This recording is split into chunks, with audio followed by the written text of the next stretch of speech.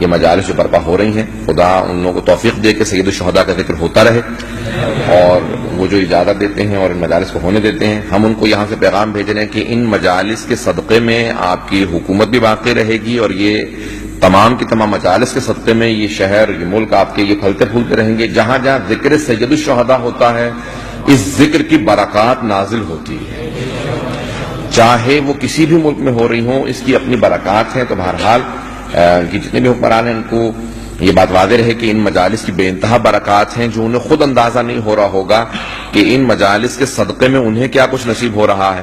تو بہرحال یہ مجالس بے انتہا ہمارے لیے بارزش ہیں۔ ذکر سید الشہداء کا جہاں پہ فرش بچھا دیا جائے وہاں پہ بیٹھنا چاہیے۔ ایک اور میں بات کہوں گا کہ یہاں تک معصوم علیہ السلام نے کہا ہے کہ جہاں پہ بھی جنت کا باغ دیکھو وہاں پہ شامل ہو جاؤ، جنت کے باغ میں جا کے بیٹھ جاؤ۔ تو لوگوں نے کہا کہ مولا دنیا میں جنت کا باغ کہاں؟ کہا کہ جہاں پہ ہمارے مؤمنین بیٹھے ہوں اور ہمارا ذکر کر رہے ہوں، وہ دنیا میں جنت کا باغ ہے، لازماً اس میں جا کے بیٹھ جاؤ۔ تو بہرحال یہ جو مجالس ہیں، ذکر ہیں، یہ بہرحال بہت با ارزش ہیں، اس کی ارزش کو سمجھیں، اور بہرحال جو ذکر ہو رہا ہے پروردگارہ اس کی حفاظت فرمائے، اور یہ ذکر اسی طرح سے جاری و ساری رہے، کیونکہ اسی ذکر سے وابستگی ہم سب کے لیے خیر ہے، ہمارے لیے، ہماری اولادوں کے لیے، ہماری نسلوں کے لیے خیر اسی کے اندر۔ عزیزان گرامی، اس مجالس کے بھی کچھ آداب ہیں۔ جب گھر سے چلیں تو نیت کر کے چلیں میں مجلس سید الشہداء میں جا رہا ہوں، اور جب نیت کر کے گھر سے چلیں تو کہیں کہ اب یہ ثواب جو میرے لیے لکھا جا رہا ہے بہت تیزی سے، میں اپنے ثواب میں اپنے والدین کو شریک کرتا ہوں، اور مرحومین کا، اساتید کا، سب کا نام لیں۔ اللہ کے ہاں ثواب کی کمی نہیں ہے، وہ ثواب سب کو دے گا۔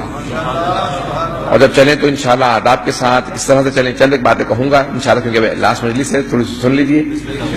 تو عزیزان کرام، جب چلیں تو وضو کر کے چلیں تاکہ اہتمام رہے کہ ہم مجلس میں جا رہے ہیں، عبادت کے لیے جا رہے ہیں، عبادت میں وضو سے آیا جاتا ہے، اور پھر روح کی طہارت انہی مجالس میں ہوتی ہے، تطہیر یہاں پہ ہوتی ہے، انسان کی روح اس مجلس میں پاک ہوتی ہے، گناہ دھلتے ہیں، اور انسان کے بے انتہا دو چیزیں ہیں، توجہ رکھیے گا میرے ساتھ۔ کچھ چیزیں ہوتی ہیں، اگر آپ نامہ اعمال میں دیکھیں نا، ایک قلم ہوتا ہے، قلم لکھنے کا کام کرتا ہے، اور ایک پاکن ہوتا ہے جسے آپ ربر کہتے ہیں، مختلف چیزیں کہتے ہیں، جو مٹانے کا کام کرتا ہے۔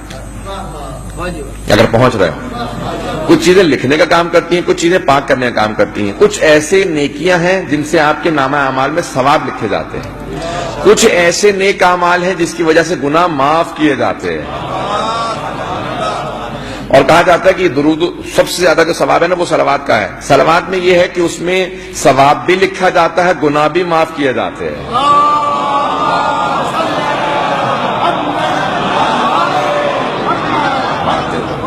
اور یہی اثر ان مجالس کا کہ جب آپ مجالس کے لیے چلتے ہیں تو جیسے ہی چلنا شروع کرتے ہیں ثواب بھی لکھا جاتا ہے اور گناہوں کو بھی محو کیا جاتا ہے۔ جب آپ مجلس کے لیے نیت کر کے چلتے ہیں اپنے گھر سے کہ میں مجلس سید الشہداء میں جاؤں گا، تو فوراً بہت تیزی سے کچھ ملائکہ دائیں طرف والے بہت تیزی سے لکھنا شروع کر دیتے ہیں کہ یہ مجلس میں جا رہا ہے، ثواب لکھنے لگتے ہیں، اور بائیں طرف والے وہ جو گناہ لکھتے ہیں یہ گناہوں کو کاٹتے ہیں کہ میں نے گناہ لکھا تھا یہ معاف کر دیا جائے، یہ کاٹ دیا جائے، تو اس کو حکم ہو جاتا ہے کہ تیزی سے گناہوں کو کاٹنا شروع کر دو، مٹانا شروع کر دو۔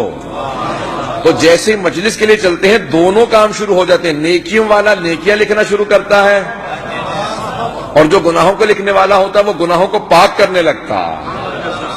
اور عزیزان گرامی، یہ مجالس ہیں، ان کے اثرات ہیں۔ اور اب کیا کریں کہ جب آ رہے ہوں تو دو باتوں کا خاص لحاظ رکھیں، دو باتوں کی تاکید کرنا چاہتا ہوں۔ ایک تو راستے میں یا تو اہل بیت پہ درود بھیجتے ہوئے آئیں، صلوات بھیجتے ہوئے آئیں، اور جاتے میں بھی صلوات بھیجتے ہوئے جائیں، کیونکہ آتے میں بھی عبادت کر رہے ہیں، جاتے میں بھی عبادت کر رہے ہیں۔ بہت سے لوگ بعض کا ثواب کو ضائع کرنے لگتے ہیں، الٹے سیدھے تبصرے شروع کر دیتے ہیں، جس کی وجہ سے بعض اوقات باتیں ضائع ہو جاتی ہیں، وہ جو انسان کا ثواب لکھا ہوتا ہے۔ اور بہت سے لوگ کہتے ہیں بھائی ہمیں تو گناہوں کی عادت پڑ چکی ہے، اب اتنا ثواب، اتنی لمبی فہرست کون لے کے جائے، تو پھاڑ پھوڑ کے پھینک کے جائیں، وہ شروع کر دیتے ہیں غیبتیں کرنا، تو غیبت کی وجہ سے وہ اتنی جو لمبی ان کو کتاب ملی ہوتی ہے ثواب کی، وہ ضائع ہونا شروع ہو جاتی ہے۔ بات واضح ہو رہی ہے؟ زیادہ بری تو نہیں لگ رہی ہے؟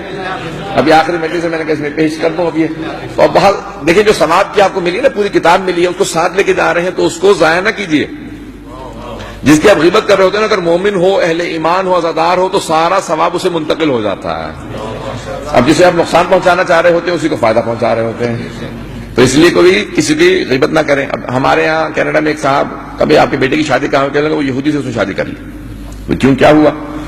بیٹے سے پوچھا کہ پورے رستے میری والدہ خواتین کی برائیاں کرتی ہوئی آتی تھی، والد جو ہے مردوں کی برائیاں، تو میں نے سمجھا کہ شیعہ کمیونٹی کے اندر کوئی اچھے لوگ تو ہیں نہیں، تو پھر میں نے کہا باہر ہی سے شادی کر لیتا ہوں کہیں سے۔ وہ بچوں پہ اثر ایسے غلط نہ چھوڑیں کہ جس کی وجہ سے ان کے دل اسلام سے، اہل بیت علیہ السلام کے ماننے والوں سے دور ہو جائیں۔